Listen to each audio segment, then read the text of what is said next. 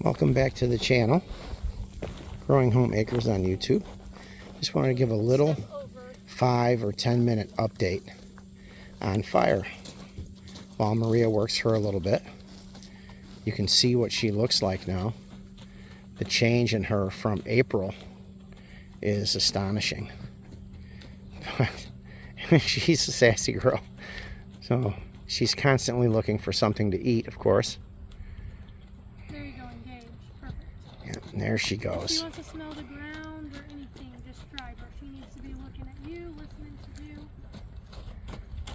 But she is really doing well. Bring your foot forward. There you go. You don't even have to touch her with the whip. You can just crack it. Start there, and then touching would be the last step. So right there, drive her. So you can crack it. Oh, okay. And so do that before you touch her with it. Okay. Touching her would be the last step.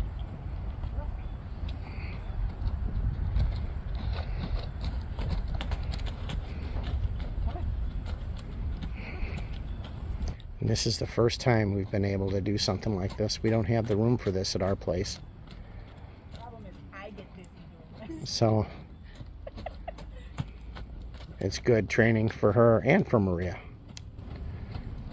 And go ahead and walk with your circle and I'll drive her. So when you're in the saddle, the first thing you're going to do is pick up their face and then drive with your body. So think about your hand is what's on the reins, and then the whip is what's going to drive her. So you'll pull her face to you and then drive her forward, okay? So, and that will keep you, and go ahead and walk with her if that makes sense. Walk a little circle around the circle she is making. Okay. To where you've got the guidance that we need when you go ahead and transfer that over to ride. So I'm not sure if I understand. Okay. So we want to be more forward.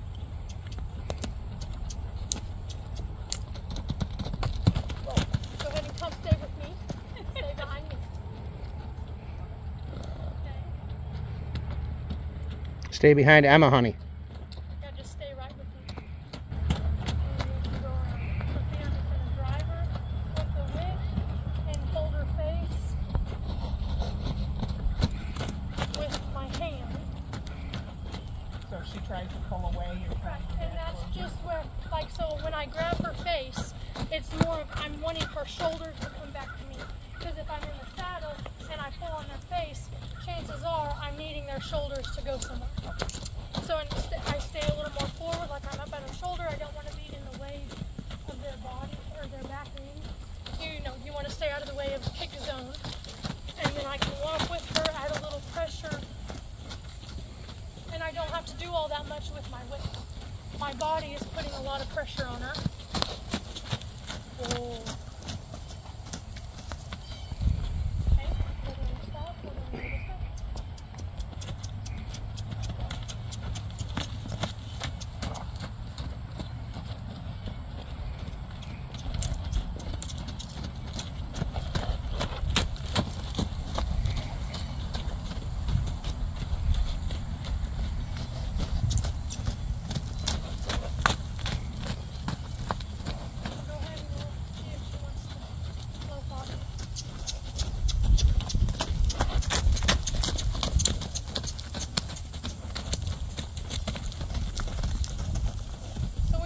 Just get a few strides and let her get comfy with it. So I gave her more space, one, so that she didn't feel like she had to lope around a barrel. Okay. Okay, and then I asked her, she gave a couple strides, and then I let her come back down. We don't want to, if we get her loping and then we just push to hold her in that lope, she's going to be scared, and it's just too much pressure, but she'll get comfortable by us asking for a little bit, dropping back, going again. So I'll ask her again.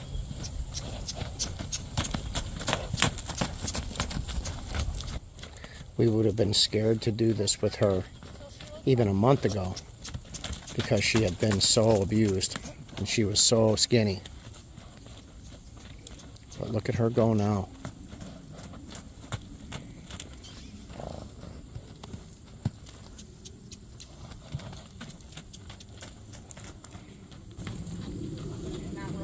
She's not wanting to, which is fine.